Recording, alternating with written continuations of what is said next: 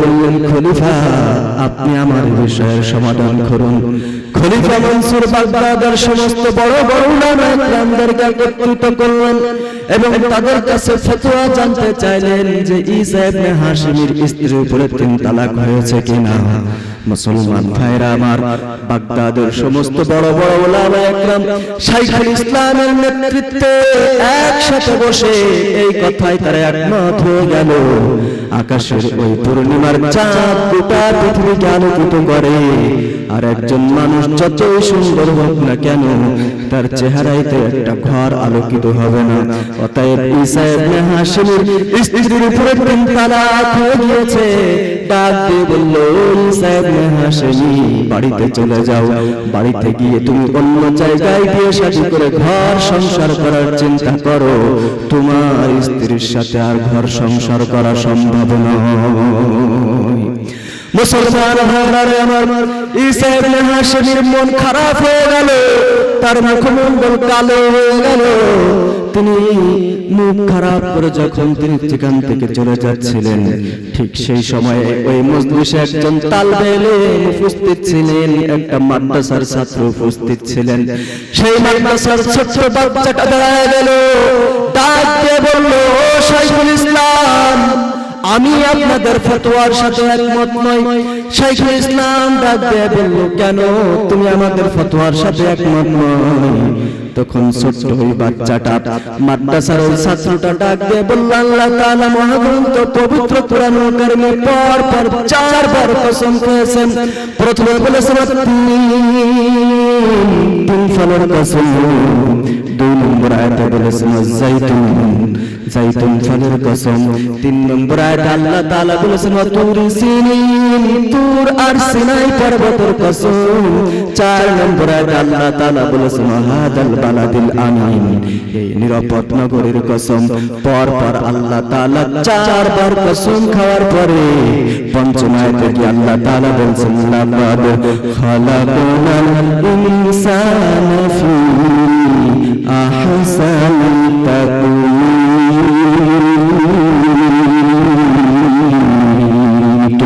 আল্লাহু আকবার।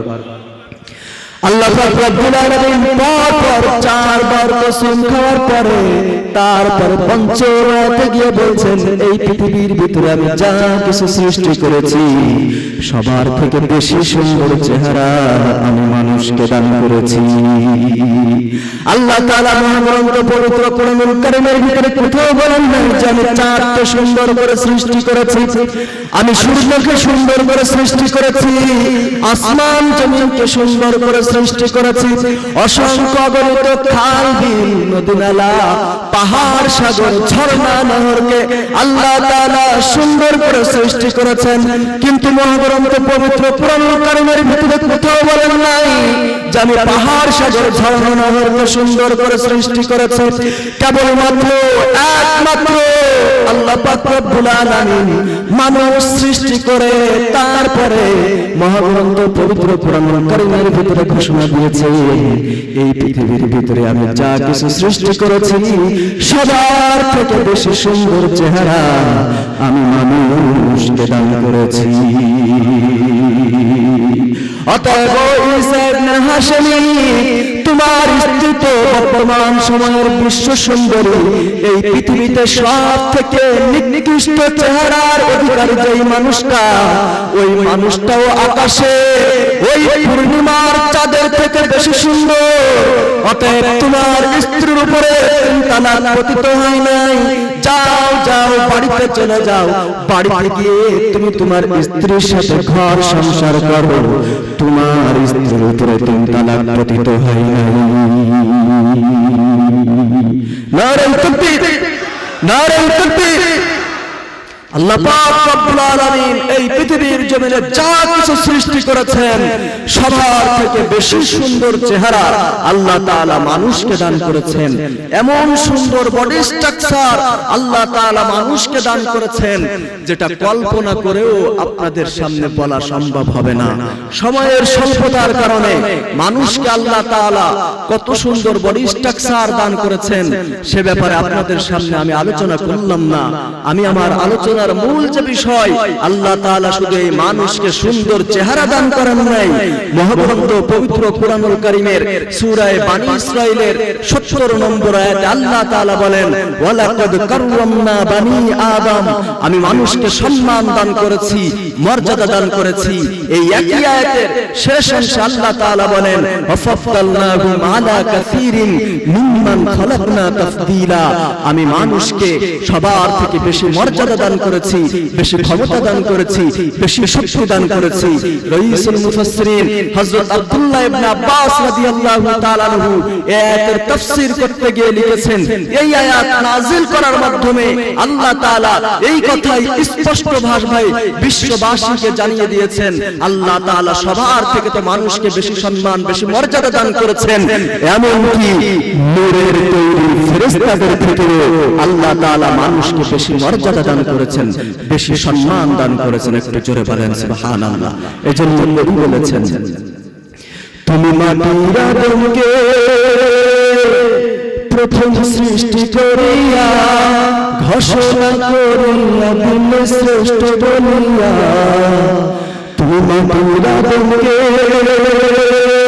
প্রথম সৃষ্টি করিয়া ঘোষণা করিয়া দিলে শ্রেষ্ঠ বলিয়া, তাই নূরের ফেরেশতা করে আদমকে সেজদা, তাই নূরের ফেরেশতা করে আদমকে সেজদা। সবার চেয়ে তুমি মাটির মানুষকে সম্মান, আল্লাহু আল্লাহু তুমি জালালে জালালু, শেষ করা তো যায় না গে তোমার গুণগান। আপনারা বলতে পারেন বাঘ, ভাল্লুক, হাতি, সিংহ এগুলোর থেকে না হয় মানুষের ক্ষমতা, মানুষের শক্তি, মানুষের পাওয়ার, মানুষের মর্যাদা বেশি হলো, এটা মেনে নিলাম। কিন্তু আবার ফেরেশতাদের থেকে মানুষের মর্যাদা, মানুষের ক্ষমতা, মানুষের পাওয়ার কেমনে বেশি হয়, এটা বুঝাতে গেলে আপনাদের সামনে আরেকটি ঘটনা উল্লেখ করা লাগে। একবার ফেরেশতাদের সর্দার হযরত জিবরাইল আমিন আল্লাহকে ডাক দিয়ে বললেন, আল্লাহ আমি তোমার জান্নাত একটু ঘুরে দেখতে চাই। আল্লাহ বললেন, তুমি যদি আমার জান্নাত ঘুরে দেখতে চাও তাহলে আমার সব থেকে ছোট জান্নাত জান্নাতুন নাঈম একটু ভ্রমণ করে দেখে আসো। মুসলমান ভাইরা আমার, আল্লাহর কাছ থেকে অনুমোদন নিয়ে জিবরাইল আমিন চলে গেলেন জান্নাতুন নাঈম ভ্রমণ করার উদ্দেশ্যে। একদিন নয়, দুই দিন নয়, টানা ৭০ দিন পর্যন্ত জিবরাইল আমিন জান্নাতুন নাঈম ভ্রমণ করলেন।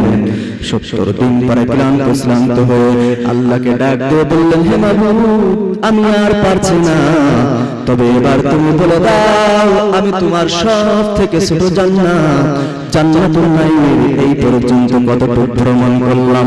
আল্লাহ পাক রব্বুল আলামিন জিবরাইলকে ডাক দিয়ে বললেন, জিবরাইল তুমি আমার সব থেকে ছোট জান্নাত জান্নাতুন নাঈম দীর্ঘ ৭০ দিন পর্যন্ত ভ্রমণ করে ৩ ভাগের ১ ভাগ দেখে এখনো পর্যন্ত শেষ করতে পারো না। একটু জোরে বলুন না সুবহানাল্লাহ। জিবরাইল আশ্চর্য হয়ে গেলেন এবং ডাক দিয়ে বললেন, হে মাবুদ আপনি আমাকে ৬০০ নূরের ডানা দান করেছেন। আল্লাহ পাক রব্বুল আলামিন জিবরাইলকে ৬০০ নূরের ডানা দান করেছেন। এই ৬০০ নূরের ডানার ভিতরে একটা ডানা যদি জিবরাইল আমিন একবার এভাবে উঁচু করে নিচে ভাবে ছেড়ে দেয় তাহলে ১ মাস ১০ দিনের পথ অতিক্রম করতে পারে। আর জিবরাইল যদি ৬০০ নূরের ডানা একসাথে ভাবে উপরে উঠায় আর একবার যদি এভাবে নাড়া দেয় তাহলে ১০০০ মাসের পথ অতিক্রম করতে পারে। জোরে বলবেন না সুবহানাল্লাহ। জিবরাইল বললেন, হে মাবুদ আপনি আমাকে ৬০০ নূরের ডানা দান করেছেন, যে ৬০০ নূরের ডানা একবার আমি চালালে ১০০০ মাসের পথ অতিক্রম করতে পারি। সেই আমি জিবরাইল টানা ৭০ দিন পর্যন্ত তোমার সব থেকে ছোট জান্নাত জান্নাতুন নাঈম ভ্রমণ করে ৩ ভাগের ১ ভাগ দেখে শেষ করতে পারলাম না। তাহলে এই জান্নাত তুমি কাদের জন্য বানিয়েছো? আল্লাহ পাক রব্বুল আলামিন জিবরাইলকে ডাক দিয়ে বললেন, জিবরাইল আমি এই জান্নাত তো মানুষের জন্য বানিয়েছি। জিবরাইল বললেন আল্লাহ তুমি মানুষকে দান করেছো মাত্র 2টা পা, এই 2টা পা দিয়ে